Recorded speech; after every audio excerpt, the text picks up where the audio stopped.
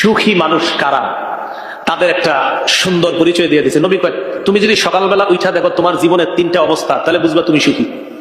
কয়টা? আগামীকাল সকালে উঠা যদি আপনারা এই তিন অবস্থা পান, তাহলে আপনারা আমার জন্য একটু দোয়া করেন, হুজুর যে আপনার এই হাদিসটা জানাইছেন আমাদেরকে, আমি তো সুখী মানুষ। আগে দেখেন এই তিন অবস্থা আছে কিনা। আগামীকাল সকালে উঠা যদি দেখেন যে এই তিন অবস্থা আপনার আছে, আমার জন্য একটু দোয়া করে দিন যে আমি হাদিসটা জানাইছি।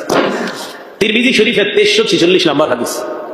قال رسول الله 2346 قال رسول الله صلى الله عليه وسلم, নবীজি বলেন, মান আসবাহা মিনকুম আমিনান ফি সিরবিহি, তোমাদের কারো সকালটা যদি এমন অবস্থায় হয় যে তুমি তোমার পরিবার নিয়ে ভালো আছো, এক, পরিবার নিয়ে ভালো আছেন, এক।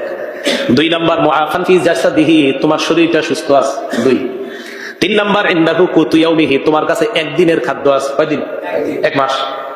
কয়দিন? একদিন। নবীজি বলেন, ফাকান্নামা হিজাত লাহুদ দুনিয়া, মনে করবা ওই ব্যক্তির জন্য, ওই মানুষটার জন্য, মানে আপনারা যদি কারো এমন অবস্থায় সকাল হয়, আপনার জন্য দুনিয়ার সমস্ত কল্যাণগুলো একত্রিত করা হয়েছে।